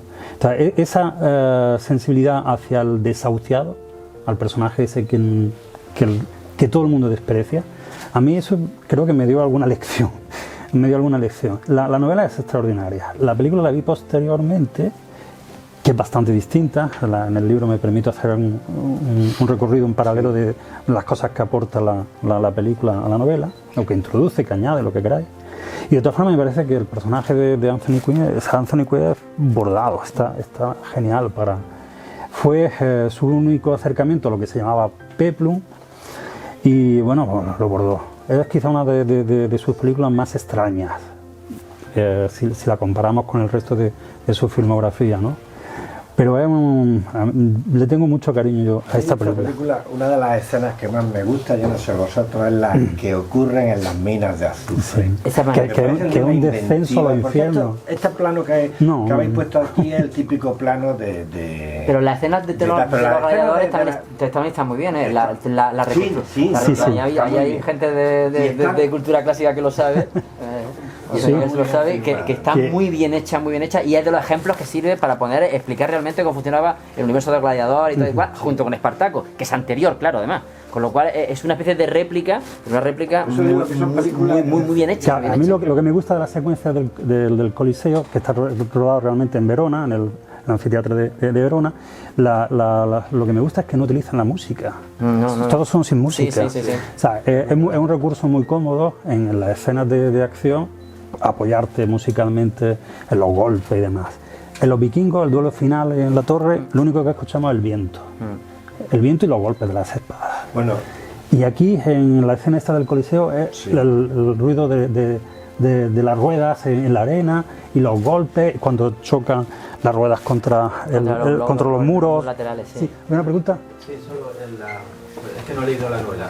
Todo lo de las minas, ¿en la novela está o es de la película? En la novela está, pero no tan desarrollado. Y todo esto en el Coliseo es añadido. A todo lo de... Sí, porque realmente algunos críticos dicen que es el antipeplum porque no quiere cultivar el lado espectacular. No, Barrabás lo cultiva desde el principio. Pasa que no es el tratamiento espectacular convencional. Entonces todo esto es un añadido. O sea, Barrabás termina en la novela, termina en Roma, pero no es un gladiador. Pasa que aquí irá el guiño a Espartaco y demás. Claro, yo incidiría en esta película, en lo que tú has dicho del duelo de los vikingos, lo bien filmadas que están las escenas de duelo. Eran auténticas coreografías. Y digo eran porque es que eso no lo vemos ahora. Vemos Gladiator, que tanto ha gustado, y las escenas de Gladiator, todas esas escenas, me refiero a de las luchas, están rodadas y montadas, están hechas en una sala de montaje. Aquí no, aquí había una coreografía perfectamente, una narrativa en la que no te pierdes. La Plano pelea muy largo, final, plano muy largo, y vamos, que por respiran. ejemplo, el combate del Cid. El Creo que era Jackie McCannon y Andy Sí. Marto, y ves perfectamente todo el proceso. Y no es como Gladiator, que un plano por aquí, luego aparece un tigre, ¿dónde aparece el tigre? ¿Verdad? Y es una cosa más confusa, ¿no? Vamos a ver. Luego hay una cosa que no sé si comenta, hay una versión, antes de esta película está una versión sueca. Sí, pero no la he llegado a ver. Pues la versión No sueca la he es llegado a muy ver. curiosa, es en blanco y negro, muy Bergman, muy Bergman, Barrabás sueco. pero más Barrabás, Sí, sí, el porque, Lager claro, dice, el porque autor es que la es- novela es sueca, ¿no? tiene que ser Y la verdad es que es muy interesante, quizás no es tan potente como esta, pero es interesante hacer la comparativa entre las dos y ver cómo desarrolla, es quizás más introspectiva todavía incluso que esta, que Sí, tiene sí. momentos muy... Pues entonces se muy- acercará más a la novela porque la novela es así. Es más, ahora que me has comentado esto y estoy tirando de memoria, la novela se ha ambientado en unas minas en Chipre, mientras que la película es en Sicilia, en las minas de azufre. Entonces hay diferencias y yo comento que realmente en la película está mejor desarrollado el episodio de las minas, o sea, dramáticamente más interesante. Mientras que la novela es casi... De pronto el personaje desaparece en un capítulo y cuando vuelve a aparecer está de esclavo en las minas de Chipre. Bueno, pues un ejemplo de ciencia ficción. Yo esta película cuando la vi en televisión, que tenía pues 15 años, me encantó. Ya no me encanta. Uno se hace viejo. Ha pasado mucho el tiempo por ella. Sí, pero a mí me sigue gustando porque por fortuna todas estas las pudimos ver en pantalla grande en el Cine Club y en pantalla grande este modelo de puesto en pantalla grande es espectacular y esta película es espectacular por el arranque que tiene tan de cine de espía, Sí. por el momento en el que muestra el pequeño submarino atravesando la aguja, entrando en el cuerpo, cómo funciona ahí la música de Elena Roseman, es espectacular, hace un tipo de música todavía con Goldsmith, pero muy parecida. Lo que pasa es que, bueno, es muy naif en cuanto a, pues a la ambientación, a los trajes espaciales estos tan extraños, a cómo le atacan los glóbulos blancos, los glóbulos rojos, ese tipo de cosas, ¿no? A la aparición de Raquel Welch y todo eso. Pero aparte de todo eso, a mí, por ejemplo, los últimos 10-12 minutos, cuando tienen, Exacto. si no lo habéis visto, hay La momentos que tienen que tomar una iba decisión a tocar drástica, eso. un momento de tensión absoluta. Es emocionante, Es realmente magnífico. emocionante, haciendo una cosa que es tan absurda como eso, que tienen que meter un submarino pequeñito, disminuido, dentro del cuerpo de alguien para salvarlo. El chip prodigioso, vamos, para los que somos de la generación esa después, el chip prodigioso. Pero eso es una gracieta en comparación con cómo está contada Sí, eso sí. esta peli, ¿no? Tora, que hemos tenido que ponerla porque el dueño de esta librería era un apasionado. Daniel, ¿dónde estás? Ha bajado. Ojalá. Como dijo que era su película preferida, pues para ganárnoslo a la causa, lo hemos puesto. Bueno, pues un ejemplo de cine bélico, a mí me gusta, Tiene un regusto clásico, la manera de contar visualmente la historia que me gusta mucho. No me parece una película redonda, yo te comentaba a ti que hay una frase de Manuel Vázquez Montalbán que a mí me marcó cuando la leí de joven. En una novela de Pepe Carballo que decía que el escritor es dueño de lo que dice, pero esclavo de lo que escribe. Entonces, cualquiera que lea el libro de Fleischer, pues, verá que le doy fuerte a todo rato. Soy esclavo de lo que he escrito. No me entusiasma, pero bueno, está bien, es digna. aguanta el tipo. Sobre todo yo creo que lo más interesante es la combinación de que no espera una película de espectáculo y espectáculo se concentra solamente en la última parte, que está muy bien hecho el espectáculo hay que saber hacerlo, pues si no te queda la cosa atropellada y está muy bien contada, pero el resto son las triquiñuelas o los entresijos de la política, de que en qué momento toma la decisión, creo que os comentaba antes, pues justamente hay Daniel cuando decía que se había quedado marcado por la fase final de la película, ¿no? Cuando después del ataque, después de haber ganado, haber destruido Pearl Harbor, históricamente se reúnen los generales japoneses y dicen, creo que hemos despertado a un tigre dormido, a un gigante dormido, a ver esto por dónde nos sale, ¿no? Y justamente eso es lo que cuenta. Entonces, todos esos entresijos, todas esas decisiones, algunos no están a favor de hacerlo, ocupan toda la primera parte de la película, que no es habitual que te encuentres esos entresijos de cómo se monta una guerra, sino que ya directamente estás en combate, ¿no? Y a raíz de esto se hicieron muchas se hizo la batalla de Midway, se hicieron un montón de películas, y está dentro de que, bueno, pues no sé, como yo estoy de acuerdo contigo, tampoco es una película totalmente redonda, pero sí que tiene detalles muy brillantes, y lo que tú me has hablado muchas veces y yo comparto, tiene una banda sonora de Jerry Goldsmith espectacular, una cosa absolutamente prodigiosa, porque además está repartida en momentos muy puntuales, una música además imita la música japonesa, y funciona muy bien. La banda sonora es extraordinaria, la banda sonora es extraordinaria. Vámonos a la Tierra, ¿no? Ah, no, perdón. Bueno, este sería el cuarto título inspirado en la crónica de sucesos, ¿no? El caso de John Reginald Christie, que en la posguerra, en los años 40, primeros años 50, en Londres, pues asesinó a una serie de mujeres, ¿no? Realmente a mí me gusta más el título original, que es 10 Rillington Place, que es donde sucedió todo, ¿no? En una pequeña casa de Londres. Pero claro, aquí, para el efecto llamada como el estrangulador de Boston había funcionado muy bien en taquilla, pues aquí se llamó el estrangulador de Rillington Place, ¿no? Resulta particularmente interesante, de nuevo, hablar cómo Fleischer se adaptaba al relato que tenía que contar, porque desde 1954 hasta esta película había estado utilizando el formato panorámico, o Cinemascope, o Panavision, o el Tecnirama, en Los Vikingos creo que es Tecnirama. Entonces había estado utilizando el formato panorámico. Esta película no se podía contar así, en Cinemascope no, en Panavision no. Aquí él dice que en el museo de Madame Tussauds de Londres había estado para documentarse, había visto una reconstrucción de la cocina de donde vivía este hombre, y dice que salió con sensación de asfixia, que era opresivo.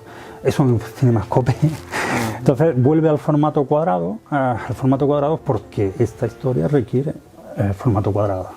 Y él hacía un comentario en una entrevista, he manejado bastantes entrevistas de él, decía que no le importaba que hubiera aire por arriba de las cabezas de los personajes, pero que no quería aire a los lados.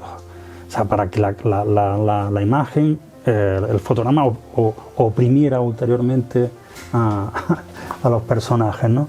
Y esa sensación de asfixia, de lugar cerrado. El ambiente sucio, el ambiente sucio, de color sucio que tiene en la película. Y a comida viejuna. Y huele el gas, el jardín donde va enterrando a todas sus víctimas, lo reprodujeron, tú lo dices, que en estudio, que ha hecho de estudio, y es impresionante. El diseño de dirección de la película es magnífico. Como te ve curioso, ahora mismo hay dos series que están hablando. Hay una serie que se llama El estrangulador de Boston, pero que se centra en un grupo de policías femeninas pendientes, no de capturar al asesino, sino de proteger a las víctimas, no a las víctimas, pero sí a las posibles víctimas.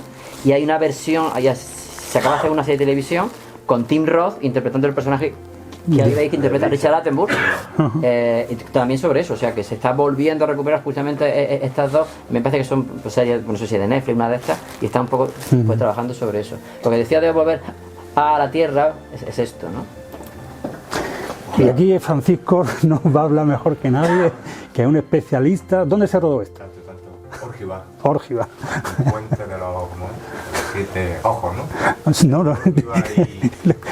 Lo que tú digas, lo que yo estuve allí, ¿no? Está documentando, nos ha prometido un libro sobre todos los rodajes que se han hecho en la provincia de Granada y lo estamos esperando. Pues yo esta película es una de mis preferidas de Fleischer, antes de que supiera que se había rodado aquí en Granada. De verdad. Es tan minimalista, tan esencial, y el personaje tan de Hemingway que me encantó. Fuga sin fin. O sea, es un thriller con muy pocos elementos y una historia sencillísima. Es un thriller que tiene también un cierto aire de western. El personaje es el típico solitario, los coches son... El paisaje juega mucho. Yo lo que comento es que mejor película no la hubiera hecho. Exacto. O sea, una tan buena como esta, vale. Una tan buena como esta, de acuerdo. Pero mejor. Es una película muy brillante, muy sobria, y yo ahí tengo que decir que además Huston era muy bueno, pero no era tan bueno como se dice habitualmente. Sí, y en esta etapa en concreto, en esta época tiene bajada de terrible. De hecho, otro hombre de Macintosh. Terrible, ¿no? O sea, que hay que tener cuidado con eso, y yo creo que la resuelve muy bien. Creo que nos quedan unas fotos más. Nos quedan dos más. Nos queda esta también una película que tengo mucha predilección por ella. Pues comenta tú algo. Bueno, esto es Soylent Green. Esto es cuando un título que es muy significativo en la peli, y si la habéis visto sabéis a qué se refiere, y aquí se tituló con un título tan rimbombante como Cuando el destino nos alcance. Esto es Blade Runner antes de que exista Blade Runner. Es la misma trama, el mismo planteamiento, exactamente igual, sustituyendo los robots o los androides por Soylent Green. Lo que es Soylent Green es que no lo puedo contar porque es el gran giro final de la película. Es un retrato exactamente igual, una sociedad futura muy de los 70, la estética muy de los 70, lo mismo que la Blade Runner era una sociedad de futuro, pero en realidad solo años 80. Un policía, un detective que tiene que investigar un crimen, lo que va descubriendo, la diferencia en la escala social de gente que vive en parte alta viviendo estupendamente bien, gente que vive en la miseria más absoluta, que no hay comida. Es una película centrada absolutamente en la crisis, la película retrato de una época, la crisis del petróleo, la contaminación, es decir, todo es un compendio perfecto de todos los miedo de la sociedad mundial en ese momento, de los años 70. Tiene un principio maravilloso, un collage a base de cómo se multiplica la población a través de un juego de imágenes fotográficas y de música que te sitúa directamente, te lleva hasta el año 2022, que no se sitúa la película. Y a mí personalmente me parece una de las grandes películas de ciencia ficción de todos los tiempos, siendo un policíaco.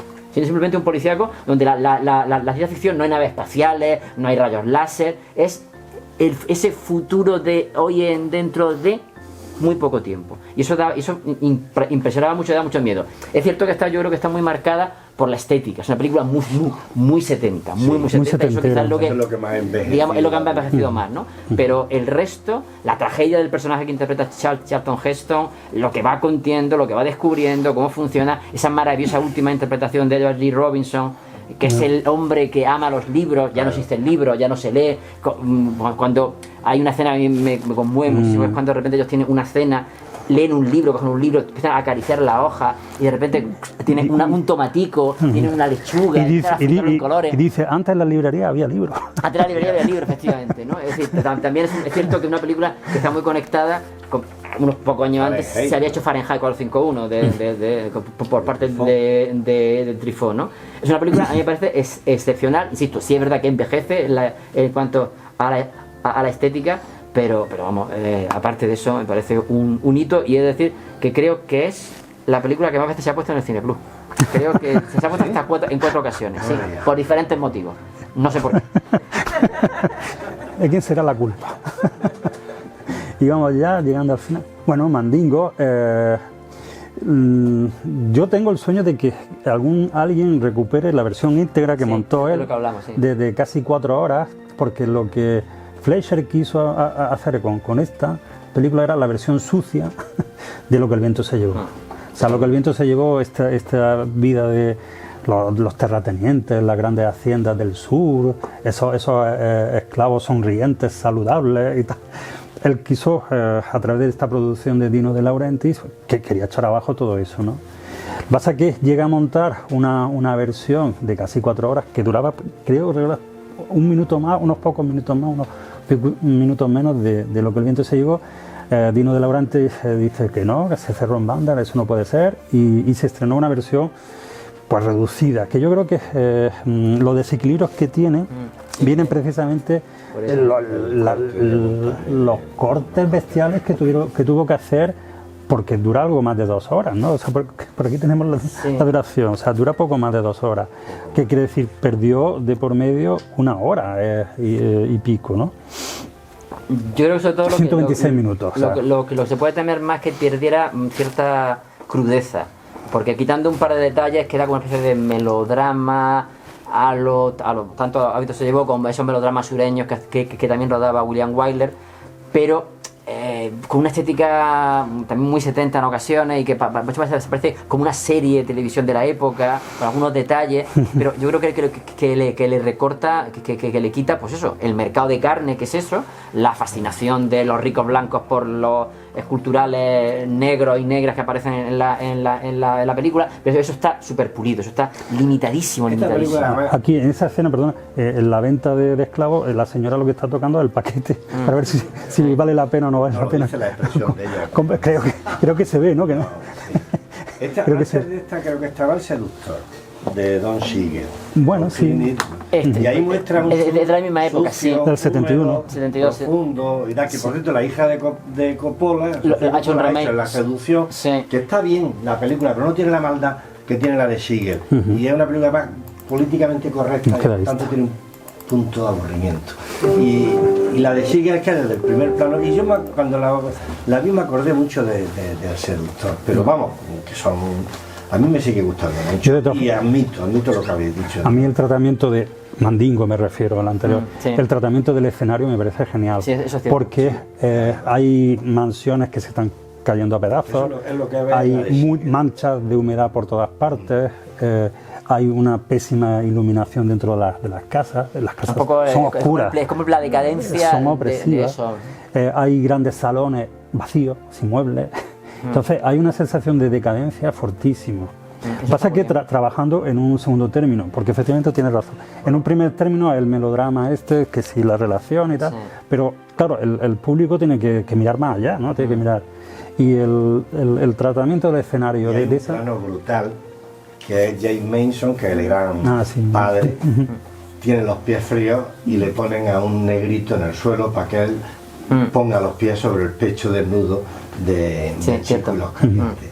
Ese plano. Y además tú has tenido el buen gusto de reflejarlo claro, aquí, porque la incluyo. Es que una escena más sí, esto me lo consintió Cátedra y estoy particularmente satisfecho. O sea, ponían los fotogramas justo en el sitio donde tenían que ponerlos. Había elegido ese fotograma. Y bueno, vamos a ir acabando. Esto otro thriller, genial. Y otro ejemplo ya para terminar de puesta en escena brillante, un plano secuencia. Una secuencia.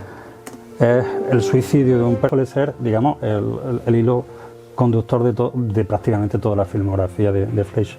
O sea, nadie sale inmune del contacto con la violencia. O sea, la violencia marca. Entonces, estos personajes son todos personajes destrozados de alguna forma, desgarrados. Y aquí ya está jubilado, es un policía que se ha jubilado, que ha intentado rehacer la vida fuera al margen de la comisaría, pero que no lo consigue, ¿no? Y hace una última llamada a un amigo, que es realmente el protagonista de la película, para intentar salvar algo, pero no lo consigue. Y además interesante que sea el mismo actor que hemos visto antes en Fuga sin fin. También otro personaje, un atormentado y que la secuencia se rueda al atardecer. Sí, esa luz, y un plano secuencia. No es la misma secuencia en otra hora de la vida. Es que es su luz. Y aquí no hay corte, que es una cosa mía. El plano secuencia bien hecho. Eso es algo sin lucimiento de chapa, sin lucimiento de que yo tengo la cámara más larga que nadie. Lo que pasa es que ha ido reenfocando todo el tiempo. O sea, tiene una función holística, porque la violencia está presente en su cine, pero no hay recreación. La violencia no evita. Si eso lo rueda Tarantino, vemos los sesos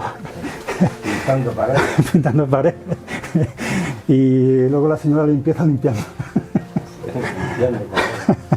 Yo también creo que hay también... esto se basa en una novela de un escritor que se llama Joseph Baumgarten, que en esos años escribió muchas crónicas realistas sobre la policía. Se llama originalmente también Los Nuevos Centuriones. Yo creo que el empleo de utilizar a la policía como los centuriones, la función que tenía en el pasado romano de como la policía, que estaba al servicio del sistema y se comían toda la mierda y eso les repercutía, está muy bien contado. Y a mí me gusta mucho cómo aguanta ese momento, esa imagen última, que es la nada más absoluta, el vacío más absoluto. No hay nada.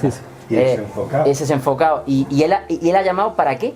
Para contar que una vieja anécdota de un abuelo que le daba las gracias y se lo está contando a un amigo suyo, a un compañero, de esta cosa de decir, bueno, lo último que te voy a contar es que yo creo que he hecho algo bueno en la vida, como Poli, y era a este señor, pues le arreglábamos la vida y ya está. Me parece de una tristeza apabullante y contada en un solo plano, me parece absolutamente prodigioso. Es un poco lo que hablaba antes. Si esto lo hace otro señor, no voy a decir nombres para no ofender a nadie.